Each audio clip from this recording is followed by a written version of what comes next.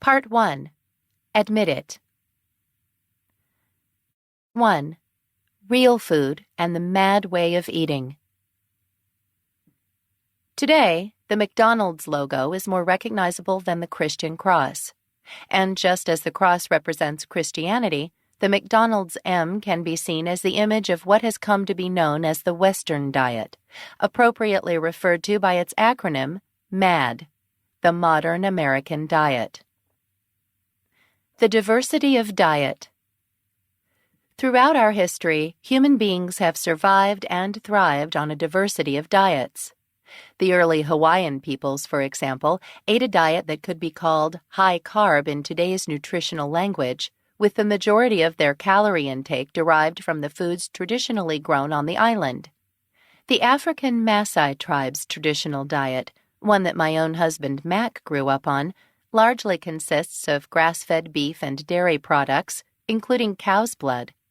The people that inhabit the Japanese island of Okinawa have customarily eaten a largely vegetarian diet with limited amounts of fish and meat products. Traditional cuisines are as diverse as they are delicious. Human beings are also able to adapt to different ways of eating over time. The original researchers who examined the Mediterranean diet, for instance, found that it took several weeks for foreigners on Crete to adapt to the diet, and in particular the olive oil consumption of the native islanders.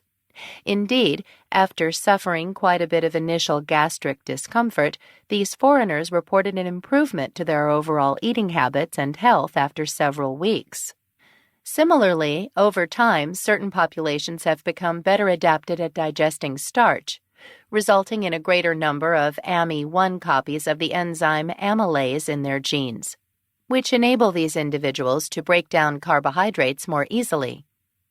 Indeed, differences in diet are found not only between communities but within them as well.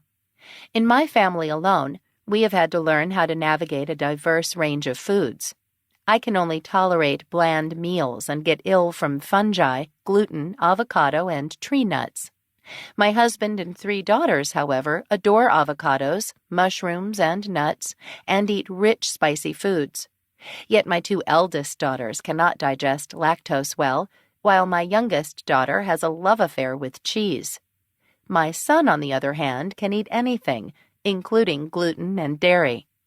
Trying to decide what we are going to have for dinner is quite a challenge, as I am sure you can imagine. A consistent theme across dietary research is that there is no one way of eating that works perfectly for everyone. God created fats, carbohydrates, proteins, and all the other important nutritional building blocks that make up the food we eat, all perfectly and intricately balanced within real whole foods. Essentially, we all have to safely experiment within the context of our unique situations and, like Daniel in the Babylonian court, find a way of eating that is God-centered, enabling us to thrive and carry out God's will. Daniel chapter 1. We are fearfully and wonderfully made, and our uniqueness pervades every part of our lives, including what we eat. Psalm 139, verse 14. We, like Daniel and his companions, have to find a way of eating that suits us so that we can run the race that God has set before us. Hebrews chapter 12, verse 1. Real food is wired for love. Yet there is one thing the cultures discussed above have in common. They eat real food. This may sound obvious at first. What else can we eat besides real food? Unfortunately, this is where the MAD is unique. Despite the apparent diversity of foodstuffs in our grocery stores, restaurants, and homes, many of the products available for purchase today are industrially manufactured food-like products, as journalist and activist Michael Pollan calls them. They contain unfamiliar substances that extend shelf life and flavor, and are often derived from just 3 highly processed commodities: corn, soy, and wheat. Real food is food grown the way God intended, fresh and nutritious, predominantly local, seasonal, grass-fed, as wild as possible, free of synthetic chemicals, whole or minimally processed, and ecologically diverse. It is grown according to God's multifaceted genius, transfused throughout interconnected ecosystems because He created our ecosystems.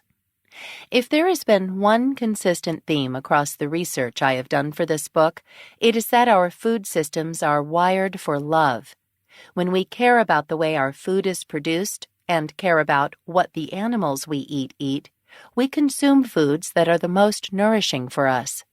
For instance, humans, like many other species, are most attracted to fruits when they are fresh, ripe, and succulent, which also happens to be when these fruits are incredibly nutritious.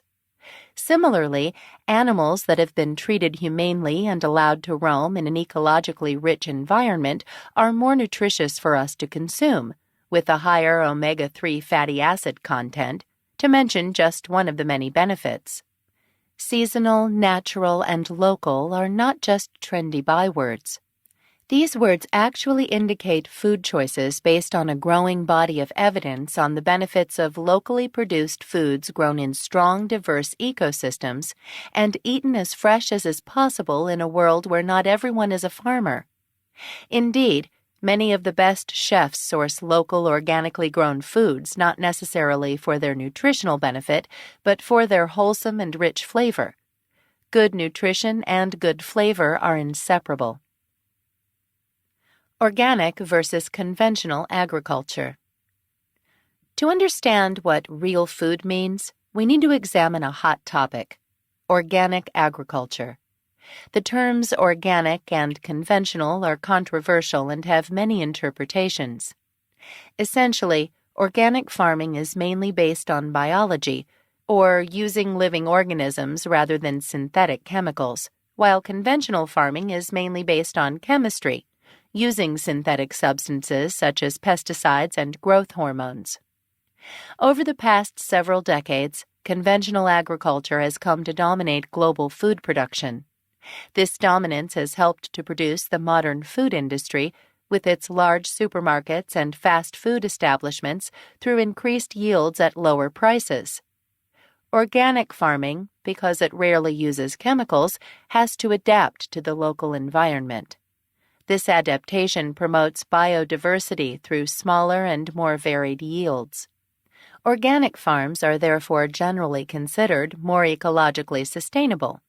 They use roughly 30% less energy than conventional agriculture and are less toxic to living organisms.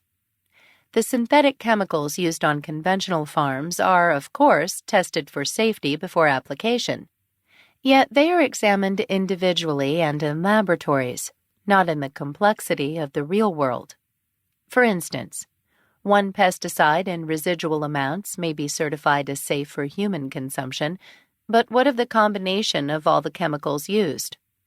With an estimated 516 million pounds of pesticides sprayed on conventional crops each year in the United States alone, this question should deeply concern us. What is the cumulative effect of these artificial substances, particularly in our chemically laden world, where over 100 synthetic substances are in our bodies at any given moment? And what of the estimated 200 million pounds of toxic substances that industrial agriculture leaches into American water systems per year? As biologist and Berkeley professor Dr. Tyrone Hayes noted, it is akin to your doctor giving you potentially harmful pills without asking you what other medication you are taking. Additionally, more and more research suggests that even residual, safe amounts of chemicals may in fact be more damaging than larger amounts, particularly on the endocrine system. We also have to ask ourselves how applicable these laboratory studies, mainly carried out on animals, are in terms of human health. We cannot subject humans to similar laboratory testing for ethical reasons, although I certainly agree that there are serious considerations concerning animal testing as well. Yet results from studies done on animals do not prove beyond all doubt that such chemicals are safe for human ingestion. Animal studies are ultimately just that, animal studies. We cannot copy and paste results from these experiments onto real-life scenarios involving humans. Indeed, In science, the absence of harm does not necessarily equal the presence of safety, since it is not a system of absolute certainty. Unfortunately, synthetic substances are used not only in conventional agriculture, but also in conventional feedlots, which is why organic animal products have several particular stipulations.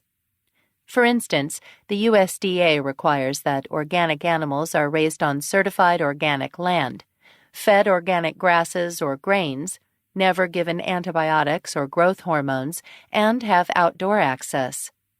There is, however, room to interpret these regulations, regardless of how happy the hens may look on the packaging. For instance, outdoor access could be just a small patch of dirt in some large-scale certified organic farms, with limited opportunities for the animals to graze. The organic industrial complex. When we start to talk about large-scale organic operations, some of the benefits of organic farming mentioned above become clouded. As Pollan points out in The Omnivore's Dilemma, A Natural History of 4 Meals, how environmentally friendly is the mass transportation of organic products across states, and indeed across countries? What about the environmental impact of large-scale organic farming operations? And what of the occasional application of organic pesticides, sometimes applied in greater quantities than their synthetic equivalents for the same effect? Since one of the founding ideals of the organic movement is the restoration of the relationship between consumer and producer, thereby restoring trust and mutual obligations in the arena of food production, the rise of an organic industry is perplexing. How can I know that my food is farmed, as far as possible, in an organic manner if I am so removed from the farmers who grow it?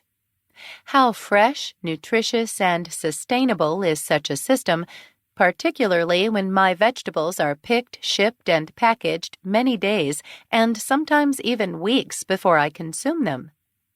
Thus, in choosing real food, we need to think about the spirit of organic agriculture rather than blindly accept the label organic. Real food and the modern supermarket. Now that we have a definition of real food and some idea of the difference between conventional and organic agriculture, we can take a look at our local supermarket and assess how real the food sold there is. Let's start with organic foods. The word organic has taken on an almost religious significance with consumers, yet here is a subtle trap. Organic foods can also be refined, preserved, and highly processed. Organic cookies after your organic microwave TV dinner, anyone? The terms organic and healthy are not interchangeable. We have seen that real food is whole food. Unprocessed fruits and vegetables, meats, dairy products, nuts, seeds, and grains. Real food should, by and large, be processed in a kitchen, not a factory. Foods that are packaged and transported hundreds of miles should come under our scrutiny, since this is another food industry snare. Organically farmed kiwi fruit from New Zealand, when you live in New Zealand, is a great option, yet the same cannot be said if you live in Texas. Why? Well, in order to maintain the shelf life and further improve the sight, smell, taste, and texture of these long-distance products, both organic and conventional, something has to be done to them to prevent them from rotting. These foods have to be processed in some way, even if the processing means picking the produce when it is unripe and adding gases to the packaging so that it withstands long-distance shipping. Shipping foods over long distances drains the ability of these foods to truly nourish us. Broccoli, for instance, loses many of its nutrients 2 to 3 days after being picked, and most of its nutrients after a week. Similarly, many citrus fruits are picked before they are ripe and sprayed with ethylene gas, so that you can buy a nice colored fruit, a fruit that is not necessarily any more ripe and nutritious than its former green self. Fresh in a supermarket does not necessarily mean that the fruits or vegetables were picked that day or week or even month. In most cases, Fresh just means that these foods rot sooner than the highly processed, sugary products found in the middle aisles of the store. Indeed, how fresh can your vegetables truly be if they have traveled 1,500 miles to get to the supermarket? The average distance that food-like products travel in the United States alone. As much as it may sound logical to preserve our foods from rotting so we don't get ill, we ought to first ask ourselves the simple question: why do real whole foods spoil in the first place? The answer is we are supposed to eat food that is as fresh as possible, much like manna given to the Israelites in the desert. Exodus chapter 16. As Pollen discusses in Food Rules, the nutrients in most foods, with the exception of some foods such as honey, attracts not only us, but also other living organisms, including the microbes that cause food to rot and make us ill. To create foods that can last for days, weeks, or even months on the shelf, and can be transported across states and countries, food corporations have to reduce the nutrient content, while adding preservatives and additives to maintain freshness, flavor, and texture. The snare of long-life foods can directly affect our health. Take the average loaf of bread available today. To adapt the production of bread to the food industry's goal of a large market for cheaply and efficiently produced foodstuffs, the wheat germ, which contains the natural oils that give bread its true wholesome flavor and make it nutritious, has to be removed, since it causes bread to rot within a day. To make up for this loss of flavor and texture, the wheat, after it is heavily processed into white flour, is made into a bread-like product that contains preservatives and additives such as the infamous high-fructose corn syrup, HFCS. Or, in the case of many organic packaged breads that last for days, organic sugars and other strange-sounding ingredients are added. These preservatives and additives have serious side effects. For instance, azodicarbonamide, a synthetic chemical used to manufacture rubber and plastic, is used in the United States as the food additive E927 to bleach flour and condition dough in industrial bread production. This same chemical may cause respiratory problems, such as asthma and allergies, in the workers who come into contact with it, while there are no conclusive studies that show the additive is safe for large-scale human consumption. As a result, the World Health Organization, WHO, recommends that people should avoid this chemical as far as possible, since the risk of ingesting it is largely unknown and a number of countries, such as the European Union and Singapore, have made its usage illegal. Efficiency and affordability are often traps in themselves, with costs that are not apparent in the purchasing price of many modern foods. A major part of that hidden price is reduced nutritional content, the loss of wholesome flavor, and the impact these foods have on our physical health, in exchange for convenient meals with an extended shelf life in our pantries. Instead of taking the wheat germ out of the bread for our convenience, we should ask ourselves why God created wheat like that in the first place. Yet even if we avoid the bread aisle, the architectural layout of the modern supermarket, designed to influence our food choices, poses a threat to our health. Grocery stores, for example, deliberately place candy and chocolate bars by the checkout counter in order to promote impulse buying. The less time we spend thinking about the health effects of consuming too much sugar, the more likely we will buy the candy. Likewise, healthier products are often put close to the bottom on the shelves, while processed, sugary foods with bright packaging are put at eye level, socially conditioning us to buy more of them. How real, then, is the food in our supermarkets? Real food, again, is fresh and nutritious, predominantly local, seasonal, grass-fed, as wild as possible, free of synthetic chemicals, whole or minimally processed, and ecologically diverse. We have seen that in our supermarkets, even the fresh produce isn't very fresh. Foods are no longer whole, but processed to extend shelf life. They travel long distances, and synthetic chemicals are used freely. Even this quick snapshot is looking bleak. A better approach. Let's get agroecological. But if our nearest supermarket isn't a good source of real food, what other options do we have? We'll explore that question in more detail in Part 3, but here I will give you just a sketch of the solutions my family has found. To ensure that the food we eat is as fresh, nutritionally dense, and whole as possible, we buy local, organically produced food as much as we can. Although buying local has become a trend over the past several years, both organic and conventional farming practices can indeed be local. There is no official definition. We understand it as merely knowing the faces and facts behind our dinner plates, particularly because these foods are more expensive. In order to achieve this goal, we have planted an herb garden in our backyard with a few hanging fruits. It is a work in progress, and we are part of a community-supported agriculture, CSA system, a co-op where we purchase meat, egg, and produce shares from local organically operated farms that are delivered on a biweekly basis. If necessary, we supplement our CSA foods with items bought from local farmstead stores and grocers. Most of our meals are home-cooked, and occasionally we will treat ourselves to a delicious dinner at a local organic farm-to-table restaurant. If we are going to pay more for the food we purchase or grow ourselves, we intend to steward our money wisely, since we view our money and indeed the whole of creation as a gift from God, one that we will be held accountable for. Matthew chapter 25, verses 14 to 30. When we purchase local sustainability and organically grown produce or garden items from the local farmer's market or grocery store, for example, we not only build a relationship with the individuals who produce and sell our food, but we also have first-hand access to the knowledge of how our food was grown, as well as access to fresher and thereby more nutritious produce. In turn, this knowledge increases our appreciation for the wonderful gift of real food.